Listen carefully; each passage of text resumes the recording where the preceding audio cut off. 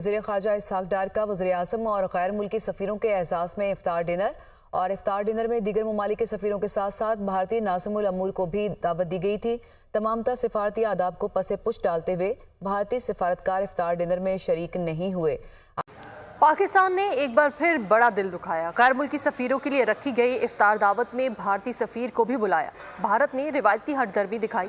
भारत ने तमाम तर सिफारती आदाब को पसे पुश्त रखते हुए शिरकत से साफ साफ इनकार कर दिया। अखबार में भी छपा और ये फिर हमारे किताब में भी हमने लिखा चीन और ईरान और पाकिस्तान की जो दोस्ती है उसके मतलब और वो जब हमारा इनका माहदा हुआ वो वहाँ भी जिक्र करेंगे, लेकिन यहाँ भी जिक्र कर देते हैं। उसमें जब देखा जाता है उस तनाजर से तो फिर आपकी इंपॉर्टेंस बहुत कम रह जाती है। एक तो सबसे बड़ी वजह है। तीसरी बात ये है बाइडन साहब मेरा ख्याल है फोन करने की सलाहियत भी नहीं रखते। लेटर किसी ने लिख दिया होगा, वो भी हो। नमस्कार दोस्तों, पाकिस्तान के फॉरेन मिनिस्टर इसहाक़ डार ने इफ्तार डिनर रखा था जिसमें भारत की तरफ से कोई नहीं गया, जिसे देख करके पाकिस्तानी मीडिया इस वक्त काफ़ी ज़्यादा बौखला चुका है। पाकिस्तानियों की एक के बाद एक बेइज्जती इस वक्त भारत कर रहा है, क्योंकि इससे पहले पाकिस्तान का अम्बेसडर अकेले ही पाकिस्तान डे सेलिब्रेट करता रहा और भारत की तरफ से उसे ज्वाइन करने कोई नहीं पहुंचा, जिस पर पाकिस्तानियों का दर्द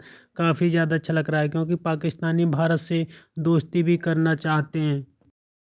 की आस भारत को न आई रास। पाकिस्तान ने एक बार फिर बड़ेपन का मुजाहिरा किया, भारत को एक आंख न बाया। वजीर खजाना इसहाक़ डार ने दफ्तर खारजा में वजीर आजम और गैर मुल्की सफीरों के एजाज में इफ्तार डिनर का एहतमाम किया। दावत में दीगर ममालिक के सफीरों के साथ भारतीय नाज़िमुल उमूर को भी मदऊ किया गया। भारतीय नाज़िमुल उमूर ने मुखासमाना रवैया अपनाते हुए तमाम तर सिफारती आदाब को पसे पुश्त डाल दिया। दावत इफ्तार में शिरकत से साफ साफ इनकार करके भारतीय बुग़्ज़ को आया कर दिया। सिफारती ज़राए के मुताबिक भारतीय सिफारतकारों की इफ्तार डिनर में अदम शिरकत सिफारती रिवायात के खिलाफ है। भारत ने अदम शिरकत पर अभी तक माजरत या तसफ का खत भी नहीं भेजा। डिप्लोमेटिक कोर के लिए आखिरी इफ्तार डिनर 2022 में उस वक्त के वजीर खारजा बिलावल भुट्टो जरदारी ने दिया था, जिसमें भारतीय सिफारतकारों ने शिरकत की थी। उस मंसूबे के तहत यूँ है कि जो सऊदी अरब के जो हैं कई टुकड़े करना चाहते हैं, वो सऊदी अरब के अंदर जो मक्का मदीना का जो इलाका है उसको वेटिकन सिटी की तरह से बनाना चाहते हैं, ताकि वहाँ पर जो है तमाम जो जितने भी हमारे फ़िरक़े हैं या हमारे मुसलमानों के जो शिया सुन्नी और सुन्नियों में बहुत सारे और शियों में बहुत सारे, उन सब का मिलाकर एक कमेटी बनाई जाएगी और उस कमेटी को बिल्कुल वेटिकन सिटी की तरह से, जो रोम में एक छोटा सा इलाका है उसको आज़ाद कर दिया जाएगा कि साहब वो वेटिकन सिटी की तरह से आज़ाद होगा। फिर खैबर का जो इलाका जो है उर्दून को दे दिया जाएगा और उसमें फिर जो उसके बदले में इनको ये करेंगे कि वो जो बैल और कतीफ़ का जो इलाका है मशरिक़ी सूबा जो है वो पूरा वो उसको इराक़ को दे देंगे और उसके बदले में उनको ये कतर देंगे। तो कतर का मसला ये है कि कतर का बॉर्डर जो है वो उदेलिया से हफूफ से आगे जाकर उदेलिया से मिलता है। तो उसमें कतर के पास जो है सबसे बड़ी जो ताकत है उसके पास वो अल जज़ीरा टीवी है, जिसकी वजह से जो जितने भी उनके मनसूबा जात थे वहाँ पर नहर को पाटने के और वहाँ पर रास्ता बनाने के या नहर को रास्ता जो उनके दरमियान में ज़मीनी रास्ता है उसको तोड़ने के लिए, वो सब के सब उन्होंने नाकाम कर दिए अल जज़ीरा टीवी ने।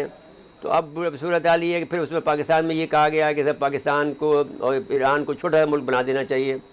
जो नक्शा हम आपको अपने टीवी पे दिखा देंगे, वो ये है कि पाकिस्तान को सिर्फ पंजाब और सिंध तक महदूद रखा गया है और ईरान को सिर्फ जो है छोटा सा सूबा बनाकर, छोटा सा मुल्क बनाकर उसका आवाज़ का इलाका, उसका जो अज़री इलाका है वो और सिस्तान का जो इलाका है वो काटा जाने का मंसूबा है और हमारा बलूचिस्तान जो मिलाकर उनको ग्रेटर बलूचिस्तान बनाने का इरादा है। तो इसलिए एक हमला सीपैक की वजह से हो रहा है और दूसरा हमला जो है वो इस प्लान को मंसूबे को अमल दरामद करने के लिए किया जा रहा है। अब हमने इसमें ये कोशिश की थी कि जब हम यहाँ पर जो हमारे डीजी रेंजर थे बिलाल अकबर साहब, उस वक्त मैंने उनको मशवरा दिया था जो कि आप ये यहाँ से बाढ़ लगा लें, तो वो उसके बाद में उन्होंने बाढ़ लगवाई जनरल राहिल शरीफ के ज़माने में और एक कुछ थोड़ा सा इलाका बाकी रह गया जो कि अभी भी 200 मीटर है या 2 किलोमीटर का एरिया है, जिसके अंदर उन्होंने बाढ़ को उड़ा दिया है TTP वालों ने और अफ़गानियों ने के सामने इसको बाढ़ को कायम नहीं होने देंगे, जहाँ पर अक्सर व बेशतर वहाँ से घुस आते हैं। तो अब बुनियादी तौर पर तो दो बातें तो ये वजूहात हो गई और उसमें यह है कि उनका मकसद ये है कि एक कुर्द इलाका बनाया जाए जो 5 मुल्कों को तोड़ेगा, एक जो है पहला शाम के मुल्क से जो कुर्द रहते हैं उनको अलग करेंगे, फिर तुर्की से जो है उसको अलग करेंगे, फिर इराक से उसको अलग करेंगे, और फिर इसके बाद में ईरान को करेंगे, और फिर इसके बाद में अज़रबैजान को करेंगे।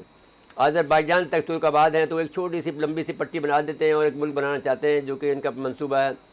और जो आवास का इलाका है, यहाँ अरबी बोलने वाले लोग हैं ईरान में, वो इराक़ को दे देंगे। तो इस तरह से वो ये कहते हैं कि ये जो फितरी है कि वो जो ईरानी नस्ल के लोग हैं या वो ईरानी ज़बान बोलने वाले, फ़ारसी बोलने वाले लोग हैं, वो एक तरफ कर दिए जाएंगे और वो शिया बुनियाद पर कर दिए जाएंगे, और सुन्नी बुनियाद पर जो है पूरा जो है जो ग्रेटर बलूचिस्तान बना दिया जाएगा। तो ये जो मंसूबा कर्नल पीटर हाफ ने अपने अपने अपने जो अपने किताब में लिखा है और इसको इसमें रंग भरे हैं, और हमारा जो सिर्फ सिंध को और कराची, सिंध और पंजाब का इलाका सिर्फ हमारे पास रहेगा। और ये बात भी जो फिर है कि यहाँ पर जो अटक का जो हमारा पुल है, यहाँ पर ये जो अफ़गानी हमलावर होंगे, और ये जो हमारा जो इनका मंसूबे में ये भी शामिल है कि ये जो इलाका है खैबर पख्तूनख्वा का और गिलगित बल्तिस्तान का, वो अफगानिस्तान को दे देंगे। तीसरा जो मरीज नजर आ रहा है इस एरिया वो पाकिस्तान है। फाइनेंशियली मरीज हैं आप, तो आपको जरूरत है, आप मरीज हैं, आप क्लिनिक ढूंढते फिर रहे हैं, तो वो अमेरिका ने आपको कहा है कि हम आपको दवाई देंगे, लेकिन ये कि आप इस शर्त पे दवाई इस शर्त देंगे, ईरान से आपने पाइपलाइन नहीं लानी, एक तो ये चीज है, और सी पैक को फोल्ड करके रखना है जिस तरह खान साहब ने फोल्ड कर दिया था। अब उसमें इस वक्त आपके पास भी आप कोशिश कर रहे हैं हम दोनों तरफ से पैसे ले लें, इधर से IMF से पैसे ले लें और उधर से सी पैक से भी कुछ थोड़ा बहुत आ जाए तो बेहतर है, प्रॉपर्टी को बन जाए और मजीद दुबई और लंदन में। आपकी टारगेट ये है। अब इसमें आगे क्या होता है, आप किस तरीके से चल पाते हैं? अमेरिका के अंदर इलेक्शन है, ये election will define even in the future of that region at the same time. तीसरी उसमें बात यह है कि आपको पता फिलिपाइन में जो चाइना वहां पे अपने साउथ चाइना सी के अंदर अपने सारा ही कब्जा करना चाहता है उस रूट के ऊपर, जो कि फिलिपाइन भी उस पर अपने क्लेम करता है। तो डॉक्टर जयशंकर साहब फिलिपाइन गए हैं और वहां पे जाके उन्होंने भी अपने मसल फ्लेक्स करने की कोशिश की वहां पे।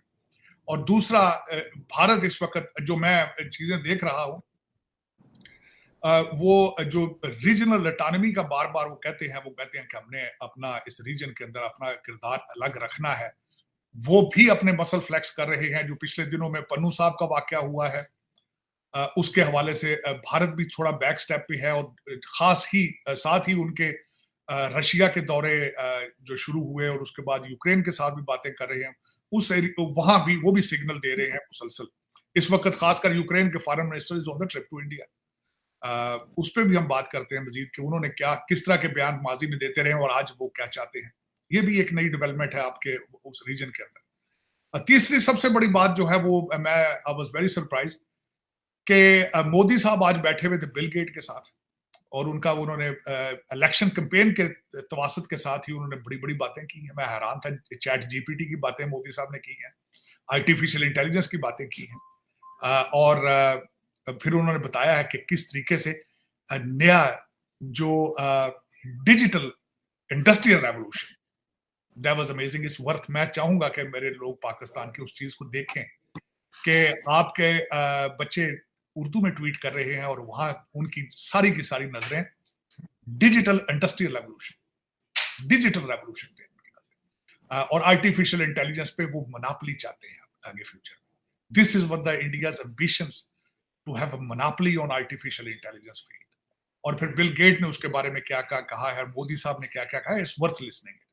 तो उसमें चीमा साहब वर्सेस, मैं दुख के साथ ये कहूंगा, मैं हमेशा कोशिश तो मेरी होती है कि मैं इसको कंपेयर ना करूं, वर्सेस आपके इस वक्त 6 जजों का जो है वो इस वक्त बयानिया चल रहा है, और आपकी जुडिशरी जो है वो इस वक्त वो चौक है, क्योंकि उसमें फैसले आने वाले हैं। तो दोस्तों, एक तरफ पाकिस्तान का फॉरेन मिनिस्टर इसहाक डार भारत से दोस्ती करने की बात करता है, तो दूसरी तरफ पाकिस्तान को भारत एक के बाद एक झटके दे रहा है, जिससे पाकिस्तान इस वक्त काफ़ी ज़्यादा परेशान है। क्योंकि जिस तरह से पाकिस्तान का अम्बेसडर अकेले ही पाकिस्तान की एम्बेसी में पाकिस्तान डे सेलिब्रेट करता रहा, लेकिन भारतीय डेलीगेशन ने किसी ने भी पाकिस्तान को ज्वाइन नहीं किया था, जिस पर भी पाकिस्तान की दुनिया में फजीहत हुई थी। अब पाकिस्तान के फॉरेन मिनिस्टर इसहाक डार ने सभी गैर दूसरे देशों के एम्बेसडर्स के लिए इफ्तार पार्टी रखी थी, जिसमें भारत की तरफ से कोई नहीं गया, जिसे देख करके पाकिस्तानी मीडिया इस वक्त काफ़ी ज़्यादा बौखला चुका है। पाकिस्तानी इस वक्त काफ़ी ज़्यादा परेशान है, क्योंकि एक तरफ पाकिस्तान